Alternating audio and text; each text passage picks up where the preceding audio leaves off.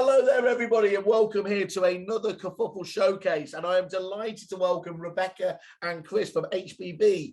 Hello, gents and ladies. How are you today? Hi, Simon. I'm really well, thanks. Are you? Yeah. Perfect. Yeah, absolutely perfect. Sorry, I've got a bit of a frog in the throat, but I'll keep with my kerfuffle container, keeping myself there. Guys, do you want to just get into, would you mind just giving us an interview, just introducing yourselves and just giving us a really quick elevator pitch, just so that people can understand what your solution potentially has to offer the agents that are out there? Yeah, with pleasure. Yeah. Hi, Simon. I'm Chris Hodgkinson. I'm the MD of HBB. Bex, do you want to introduce yourself? Yeah, I'm Rebecca. I'm head of sales here at HBB. I look after the B2B arm of our business, and I'm the main point of contact for everything: part exchange, chain repair, and guaranteed purchase. So you're the stuff that makes the magic happen, basically. That's it. That's exactly it, Simon. Perfectly put. Bex is the person to talk to. Yeah. Well, I'll come back to you for the elevator pitch now, Chris. That's where we position ourselves, isn't it? Where we pretend that's where we add value. Absolutely. So, as my understanding is, you're a specialist chain repair and part exchange company, aren't you? Though, so many agents will have seen these out there. Do you want to just give an overview of how the company started, though, and what you guys do a little bit differently? Yeah. Shall I pick up on that first, Bex? So, yeah, perfect. So we were launched 11 years ago, July 2010, and originally we set up as we were direct to the customer. We branded as House by a Bureau, and we saw a gap in the market, I suppose, for a sort of a quick purchase business. There was lots of firms out there that we thought were probably a little bit maybe unprofessional, but smaller businesses. So we thought we could build a business that bought houses quickly for cash on a national scale. So we sort of operated direct to customers for about 6 to 7 years until about 2016. And then we saw a gap in the market to work with the likes of estate agents, developers, assisted sale companies, and asset managers. So we set up our B2B arm in 2016, and then we got into part exchange and chain repairing in quite a big way, really. So how does the process work then, Chris? Just talk us through the basics. Bex, that's probably one for you, I think, if that's okay. So it's really simple, really straightforward, Simon. Our partner agents would get in touch with us, email or phone. We're really flexible. Let us know the situation they've got with their customer. Whether it's crisis point because they've had a sale fall through and they need our help, or whether it's just a guaranteed purchase and the properties are not even on the market. So we would talk through about the property, get us a bit of information. If the property is in the patch of the agent, then we would ask them to help us with a bit of a valuation and some photographs, send it all in to us, and then we would come back to the agent with an offer within sort of 24 to 48 hours of us having the info. Would my perception be wrong, because it so often is, what you mentioned there, if it's one of those crisis point sales, is that where the majority of these are, or is that how it used to be kind of in the past, or is that still quite a common feature? It's a real mixed bag, to be honest, Simon. We do get calls where the sale has fallen through and they are at crisis points and they want to keep that transaction going, and we'll step in and act really, really quickly. So although I said 24 to 48 hours, we can do it quicker if you've got a customer that really needs us to get on and get it turned around really quickly. Some of them may be probate properties where they just want to get the transaction done really quickly, and some will be part exchange where they're buying a new build if your agents have a landed new homes team, for example. So it's a real mixed bag of the sort of stuff we get. Okay. I'll just say we also tend to work with a lot of probably elderly people, some that don't want the hassle and the stress and the sort of interruption of their daily life by having people view their house. So a lot of elderly people that maybe have seen a bungalow they want to buy and want to proceed with no stress and no hassle. We do a lot of business with that sort of sector of the marketplace too. Yeah, we definitely saw an increase in that during COVID. Yeah. During the lockdown, although agents were able to carry out viewings, a lot of their customers didn't want viewings to happen. You know, they felt vulnerable or maybe had some underlying health conditions. So we were a solution for them, Simon, in that we were able to make an offer and buy the property without having to have agents internally visit or viewings internally visit. But it's not just COVID, is it? I mean, the whole market, given how it's been the last, well, certainly year, is, it's just created such a headache in terms of what can go wrong.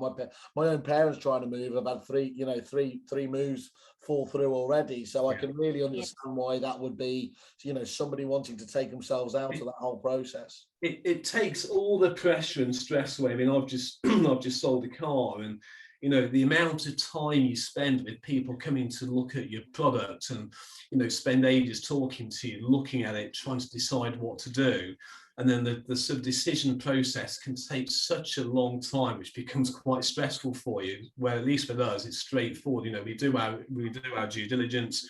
We make an offer. Once the offer's accepted, we can then complete within, well, a matter of days. We've actually done same day completions before. I mean, that's quite a tall order, but I think it was October last year we did a same day completion from offer to completion. So, when the need is there, we can act very, very quickly.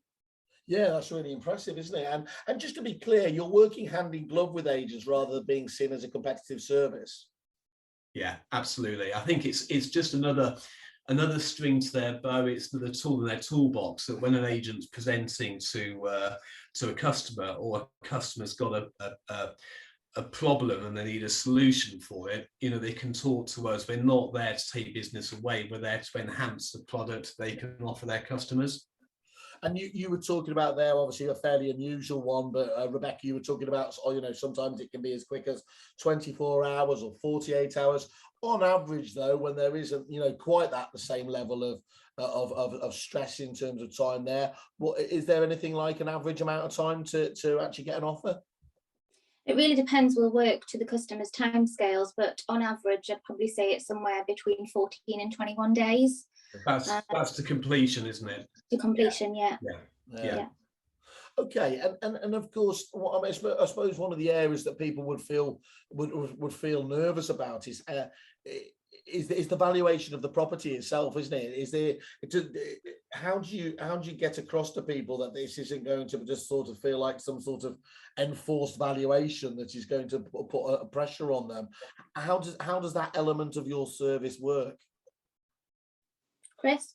Yeah, so we're there to initially what we want to do is try and arrive at a valuation figure, which we would call our target sort of resale price. Yeah. So we ultimately want to make sure that the customer, we're all aligned in terms of value if we can be. So we would to try and arrive at value, which can be a little bit tricky, I suppose, in today's market, but to try and arrive at what we think is a fair value, then we would certainly talk to the local agent that's introduced the property to us and take their advice. What do they think the house would sensibly make on the open market? We might then, take it a little bit further afield and speak to a second agent in that location. And then we would do the standard stuff. So we'd look at prices achieved historically, we'd look at recent prices achieved, look at the supply, look at the demand, the condition of the property, fairly standard stuff that an agent would do. We're all ex-estate agents. We've been in the business for quite a long time, but we're not trying to force a value and say, well, this is what we think it's worth. We're very open to engaging with agents in the area and take their advice. And what we sometimes can also do is if there's a property where the value is a little bit uncertain, then we can also offer additional funds payable once we've sold it. So if a house sells for more than what we all think it's going to sell for, we'll happily give that balance back to the seller once we've resold it, if that makes sense. Yeah, it does. And that, I think that's really important, that you've got so much agency background knowledge as well there, isn't it? So again, it's not somebody coming outside of industry and everything else there. You really understand what the agents are going through at the front lines. Yeah, and we understand, the market's fairly active at the moment, which is great news for sellers and agents, and therefore, sometimes arriving at value can be a little bit harder. So we do have quite in-depth conversations with the sellers, because sometimes, if they've achieved over an asking price on a property around the corner, we've got to make sure that we know that, we understand that, because ultimately, we do want to give the customer the best price we can. I mean, we have to trade it obviously with a profit, but we do want to pay the customer as much as we can. That's the aim. And if our offer levels are too low, the deals just don't work. So, and talk us through that, Chris. What do you typically pay? So most of the people we deal with are customers where there's an onward purchase, and at the moment we've got lots of onward purchase with broken chains, where the chain's either too slow or there's issues with the chain further down. And where in those circumstances we have an exemption from stamp duty.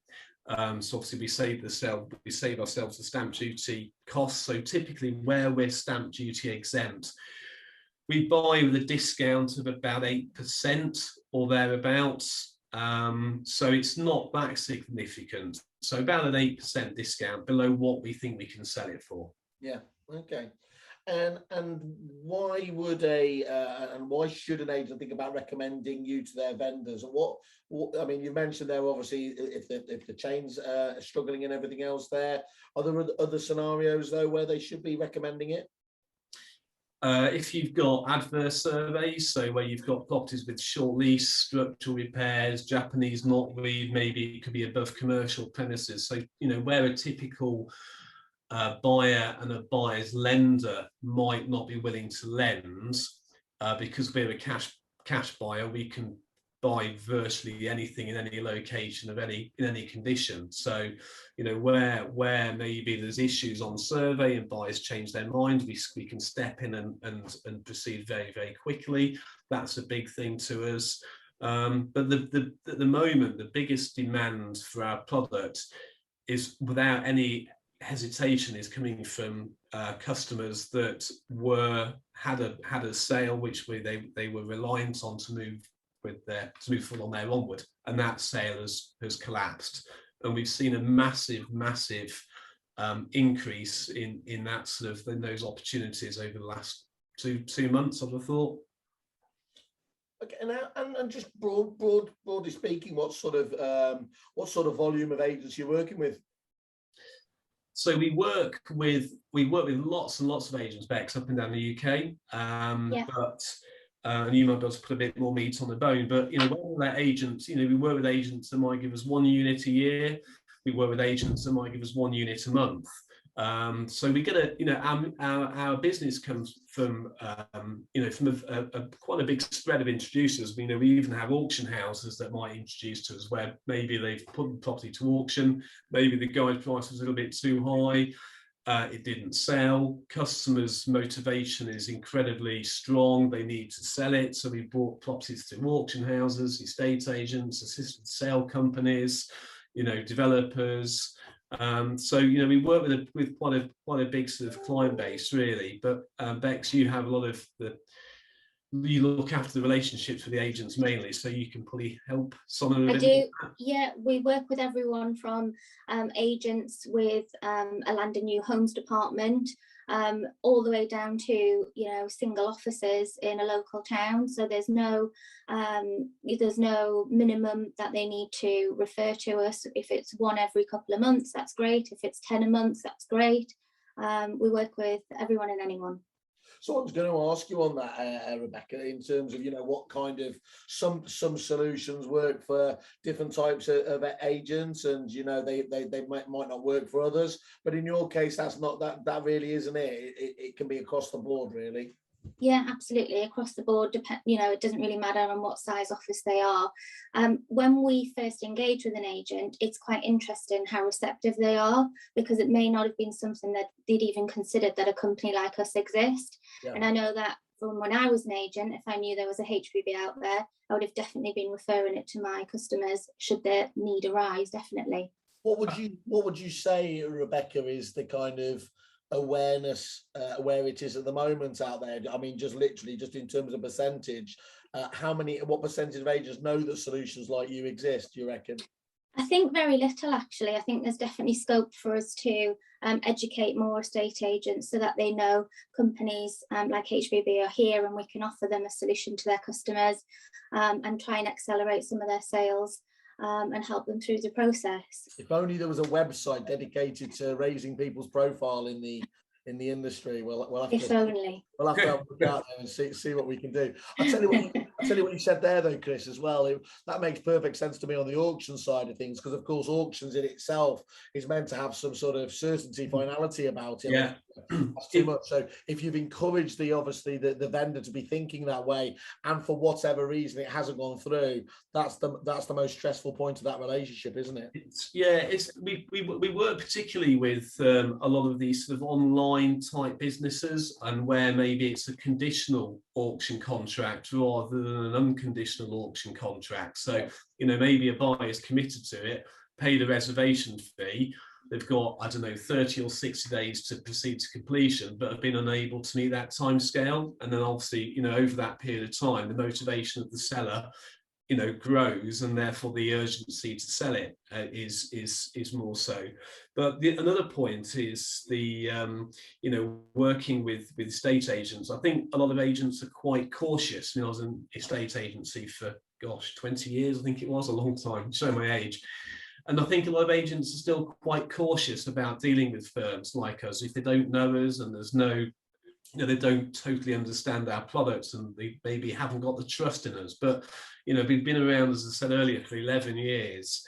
We've got some amazing testimonials. We work with a lot of the PLCs out there as well. So we understand about reputational risk, and we understand about delivering what we say we're going to deliver. So that's it, isn't it, really, Chris? In a nutshell, there is people, what you realize once you've recommended a solution into them, to a large degree you own that relationship, and if you don't have that understanding there, then of course you always will be a little bit reticent. Not just I don't think it's just agents do it. So that testimonial and that experience, the fact you've been around for so long, really critically matters here. So let's just look at it from both sides then, if that's okay. What does the public say going through this process? I mean, are they, on the whole, is it a good experience that they feedback to yourselves? As you said, you were talking about those ones earlier that didn't want to go through the full hassles and the horrors of the normal process. Just talk to us about what your actual the end clients say about you on that.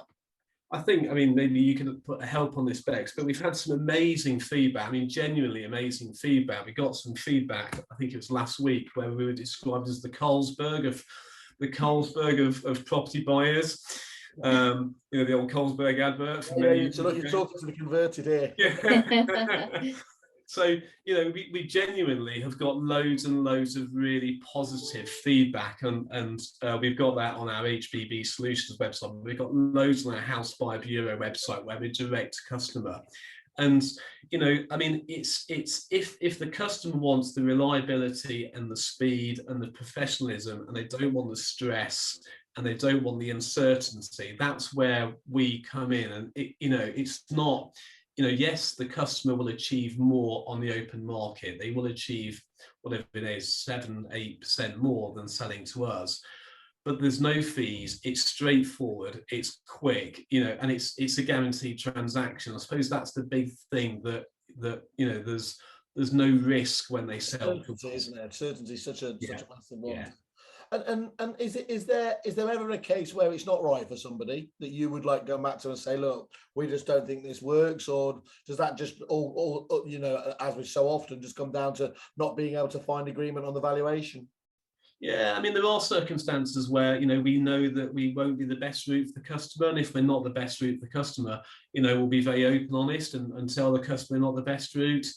I mean, we will consider virtually anything. We've got a property in the buying pipeline at the moment, which we're buying for £1.5 million. We've also bought stuff as low as £6,000-7,000 in value. So we're quite flexible what we buy. But if you've got a £5 million mansion, we're not going to be the best route, because we won't be.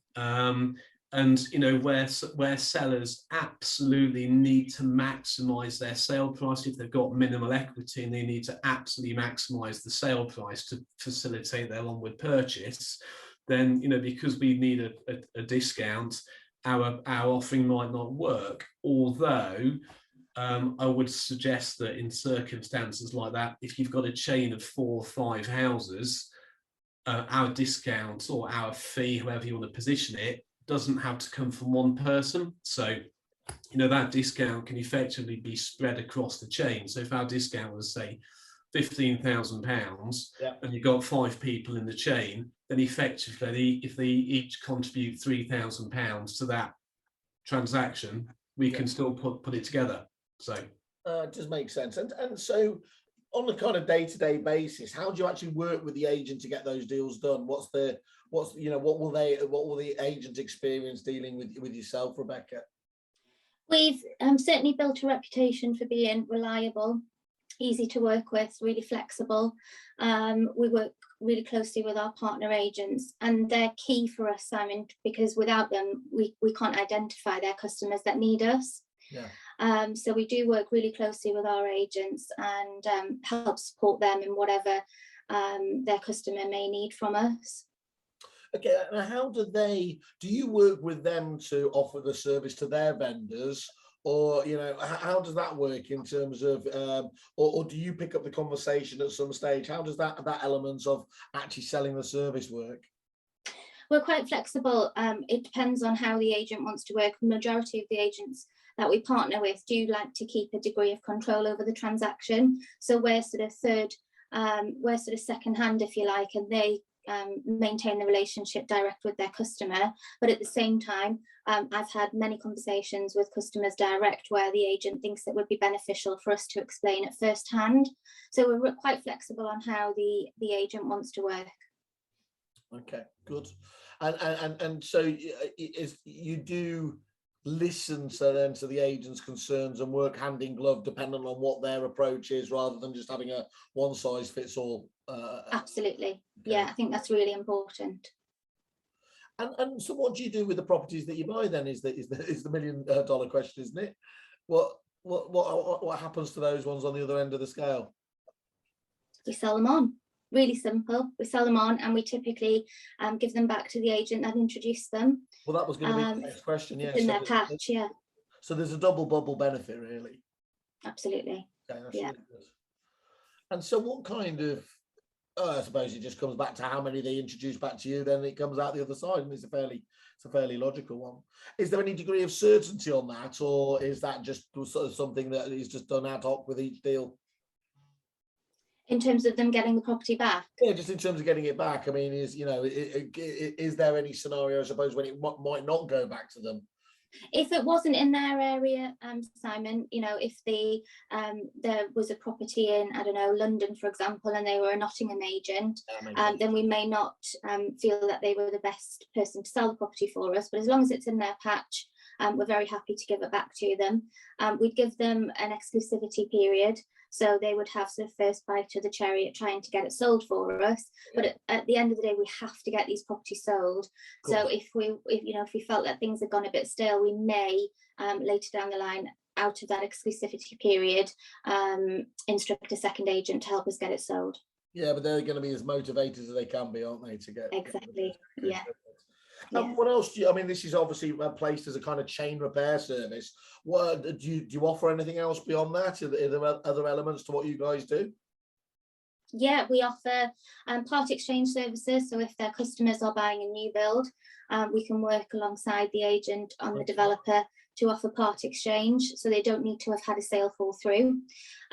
We can offer that to their land and new homes teams, so they can go out and speak to developers. If they don't offer an in-house part exchange service, they can offer what's called a third party, having us involved. And our third product is just a guaranteed purchase. So if they've got a customer that's not buying a new build, that isn't on the market and had a sale fall through, but they know that that customer just wants a guaranteed purchase, then we can step in and buy that property from that customer as well. We do quite a bit of business with people who've got health issues. as well. So, you know, I touched on the elderly people earlier, but it's, you know, we buy also for people that, you know, maybe want the discretion of an off-market transaction rather than a non-market transaction, if that makes sense. So, you know, some people are quite private people. Yeah. And, you know, don't like necessarily to have their lifestyle sort of exposed to the open market, if that makes sense. So we buy, you know, we buy a lot of houses from people that just want a straightforward off-market transaction. We bought a property a number of months ago from a lovely family, but they were very private people, and they, you know, you've got to respect, they lived their life very privately. Yeah. And, you know, they didn't want lots of people viewing the house. So the agent, you know, picked that point up with the seller. The seller, you know, was quite clear that, you know, they wanted to sell. They wanted to sell to buy an onward new build, actually. But what they didn't want to do is have lots of people traipsing around their house to view it. So the agent, who we do quite a bit of business with, put it through to Bex. Bex submitted the offer very, very quickly, and, you know, we went ahead with the purchase, and the sellers onward all came together. So, yeah. Cool. And there's, I'm right in thinking there's no exclusivity. It's not like you've got postcode exclusivity for agents, is it? Anyone can work with you if that's if they want to. Yeah, anyone can work with us. No exclusions on where we buy in England and Wales. We are slightly postcode specific in Scotland, and we don't buy in Northern Ireland at the moment. Well, that's helpful to understand. Great. And so, guys, what's the best way that agents sign up with you? And I'll follow on from that in the initial process, because of course, you know, it'd just be interesting to know is, if they sign up with you on the dotted line, how soon is it then for them to be able to realistically start running with this? As quick as they want to. There's no formal period of having to wait for anything. You know, we'll happily have a conversation with an agent if they want to put something to us to see if it's something we'd be interested in, and we can get going. So all of the offers we make on a sort of there's no obligation. People can, the agent can approach us on behalf of the customer. We'll submit the offer to the agent if they then want to submit it to the customer. There's no obligation, there's no tie-in, there's no commitment. So we would obviously, if we put the deal together, we would confirm to the agent the terms of the offer and the terms of the commissions payable to the agent. But actually, in terms of getting an offer, they can talk to us today, and we'll try and get the offer out this afternoon. Okay, that's really good. And have you seen with the agents, as you said, having something else in your kit bag? I'm imagining that can become quite a compelling pitch. Have you actually witnessed and seen those agents where they're able to kind of communicate that to the potential vendors? Because there's going to be no reason why they you know, that's going to really appeal to some people, isn't it?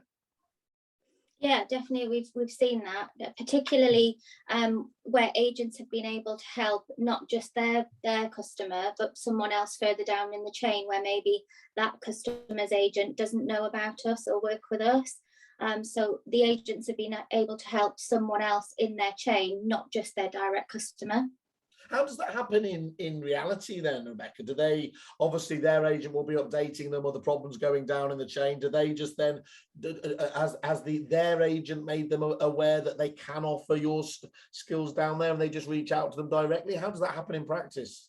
Yeah, exactly that, Simon. So they identify that there's an issue further down the chain. Maybe, you know, it's already fallen. The top of the chain is still complete, but they need to find a buyer at the bottom. The agent then introduces us to that customer. We'll make an offer and keep the chain together. So rather than being known as some certain online agents as the devils of the chain, you can actually go the other way and be the hero and save the whole thing. That's it. We're a white horse. I think some of the agents are also quite proactive, aren't they, Bex, in terms of promoting the products? Yeah. So, you know, we've got a couple of agents that introduce to us a lot of business, and they've actually built designated specific landing pages on their website where they actually advertise and promote the product. So, you know, I think as an agent, if you can, you know, you can almost talk to your customers and promote a product that actually, we can guarantee to sell your house. And we've got agents to say that, with our work, that have worked with our marketing team, our own marketing department, and actually built marketing material and specific landing pages, which they can then utilize on valuations on their website and local papers and stuff like that. Excellent. And what's anything else? Are you working on other stuff as well to kind of further develop the proposition here, or is it just a case of wanting to get this, as you said, get the awareness out there and just make sure people know that you're potentially there for them to help out if they are struggling, as many are with difficult chains? Yeah, I mean, our focus really at the moment is to try and work with agents up and down the UK. That's our focus. That's our background. It's what we understand. And we're really keen to try and sort of work with as many partner agents as we can, or certainly engage with them and try and talk to them and explain how our product works. So as and when they've got an opportunity and they've got a customer where they think our product might suit them, they know where we are. Any particular areas in the country, Chris, you're looking at? We tend to, we cover all of the UK.